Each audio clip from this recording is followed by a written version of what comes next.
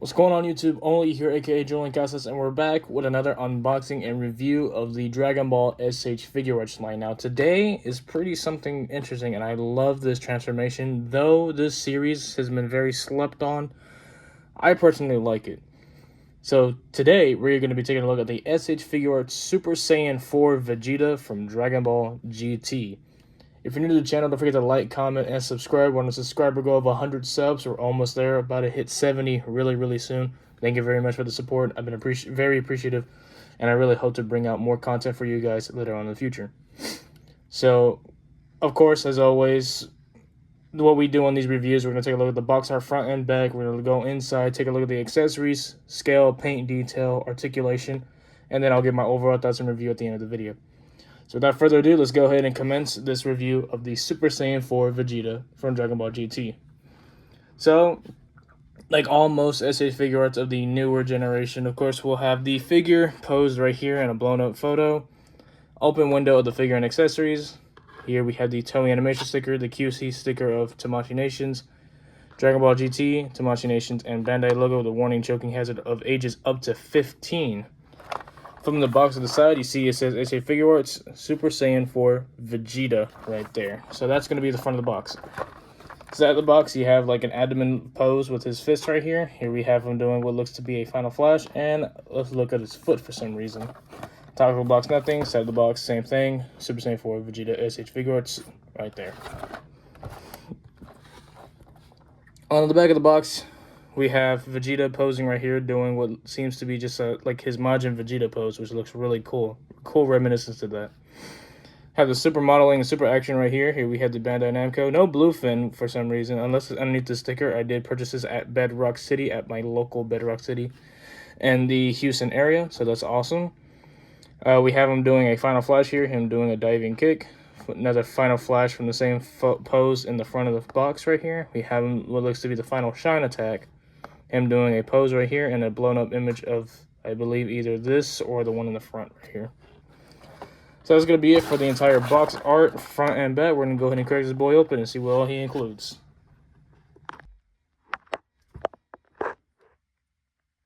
Let's just hope that stays. Sorry, camera issues. Anyway, so we're back. We have all the accessories laid out right here in front of you. We have an assortment of accessories actually. It looks really good for the price you're paying. He's about $70 retail, so not sure if he's on retail shelves right now. I had to get him through a, not like a consignment store. It's more, it's a comic store, so they have stuff that they are selling for retail, but they buy in from other people. So it's somewhat third party, not really, but you get the idea. So anyway, we have the figure out.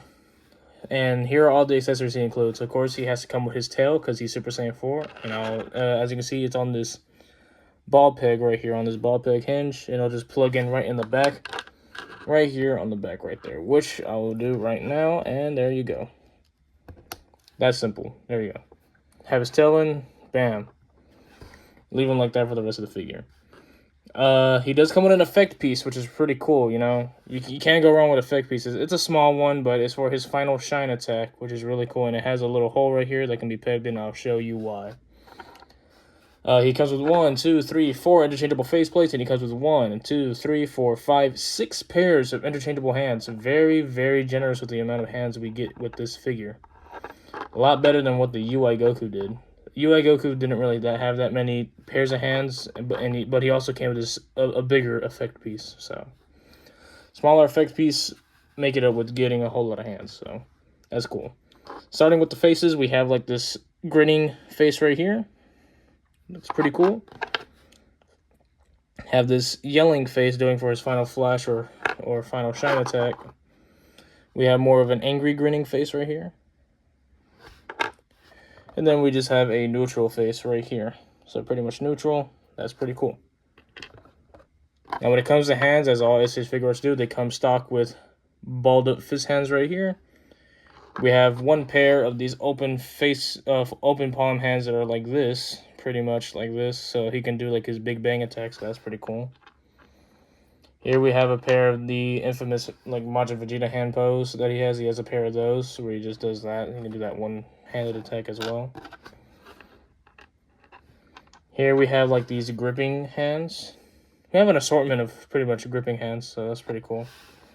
Then we have another semi-grip, semi-open palm, so he can do like his final flash, which is shown right here on the box art. So you have a pair of those. And then we have another pair of gripping hands that have pegs. So like I said, why this has a peg hole, you put this and bam. Pegs right in there. Fits so perfectly. Actually, hold on, I think I pegged it in wrong. Apologies, let me see. Bam, there we go. See, it works so well. I actually like these little hands that have these pegs, so it's better than having a balance, you know, an effect piece within their hand. So it's better to have it pegged into the hand so it won't fall out. At least one of the hands, so that's pretty cool. Now that we have all the accessories done, we're going to go ahead and get them all out the way, and then we'll move on with the rest of the review. Now that we have that out of the way, we can go ahead and take a look at the figure itself. And overall, first impressions, it looks amazing. It's on a 3.0 body, first of its kind for Vegeta, and it looks amazing. Especially the paint on it. As you can see, we have detailing all throughout the pants. I'm not sure if you guys can see that, but if I move this around, look at that. The paint is awesome. The pants are very detailed. You rarely see pants getting detailed like this. I mean, sure, for some Gokus get it, but rarely on a Vegeta figure do you get detailing like these pants. They look great. It looks amazing. We have these nice ombre-ish brown going on here. This is more like a Vegito color. It's supposed to be like that chocolate brown, and it works so well. Gloves don't have much shading, but as you can see, it has the wrinkles as always. Pants have wrinkles. The fur is nice, textured, and detailed. No shading on the fur, sadly, but it's just like this, you know, it looks like somewhat of a model kit type fur, you know, like if you do a Build-A-Figure and they leave it like that. That's pretty much what the fur reminds me of. You have like this yellow right here. You have these purple right here. Really wish they detailed the purple more on the boots and gloves. But hey, beggars can't be choosers when you always wanted Super Saiyan 4 to have a nice articulated figure. Now we're going to go ahead and take a look at the scale of this guy. So we're going to compare him to other figures. Here's, of course, Luke Skywalker from The Mandalorian, or what is it? The Book of Boba Fett, my bad. Book of Boba Fett, Luke.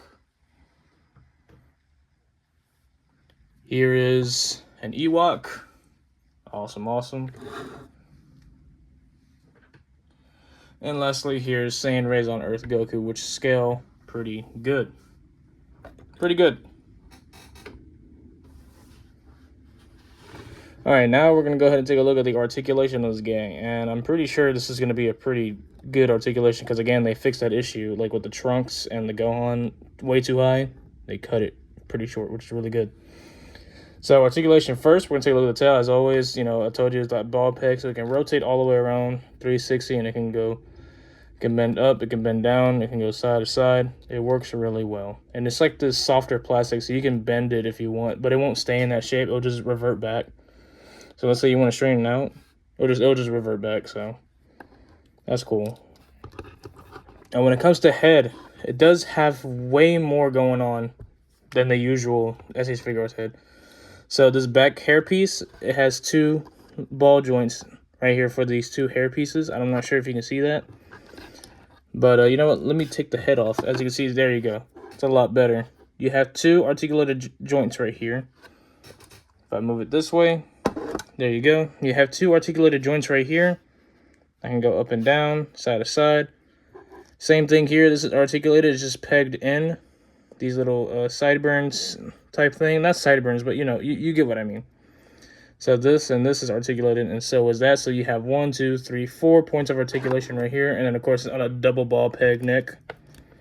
So it can go all the way around. It can look down about that much. It can look up about that much. So it looks pretty good.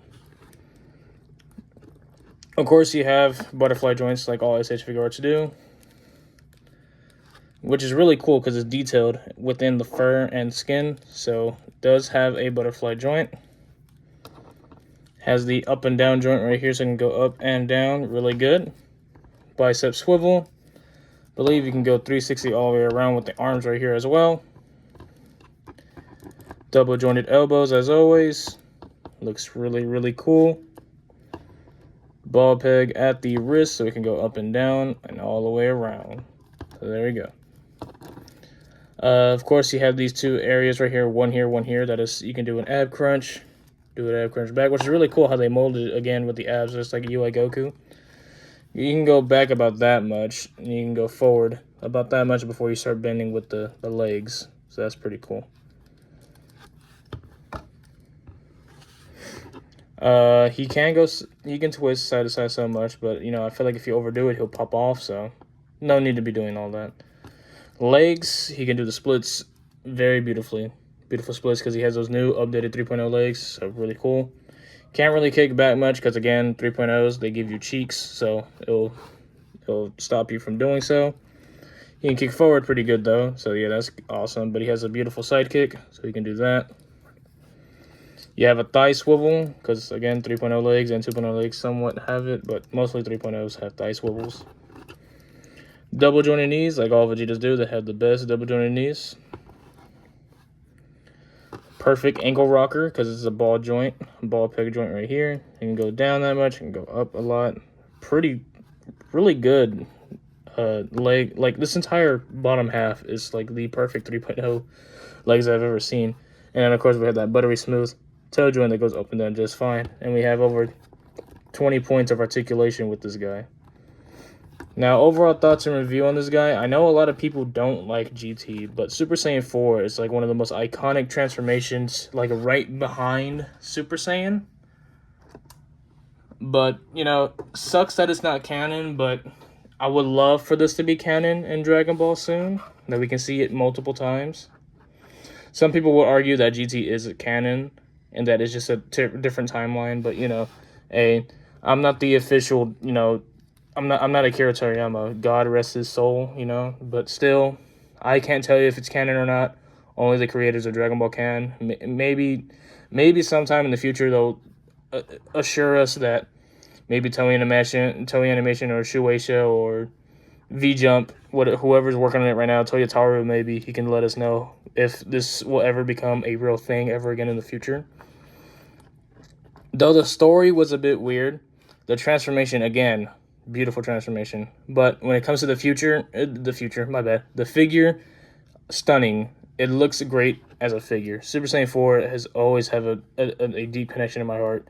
I love this guy, especially Vegeta. It just looks so badass. In the show, he had like this punk look. He had like this muscle shirt with these biker jeans, pants, new purple gloves, and he had like this new cut that looked like Ultimate Gohan's haircut, and then he had a mustache.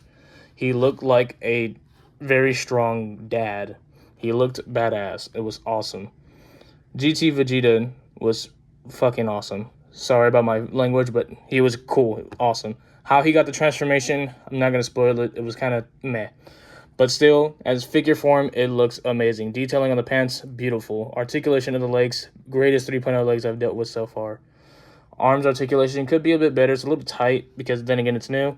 I'm actually surprised they articulated the hair right here, so that's a plus. Tail, could wish this was more articulated right here, but you know, I'm fine with what it is.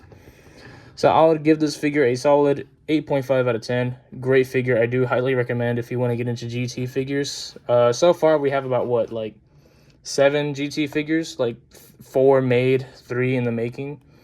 We have this, a Super Saiyan 4 Goku. We have the little GT Goku that I reviewed. You should check out that video, by the way. And then we have a Pan and Trunks in the making, I believe. We still have a long way to go when it comes to GT.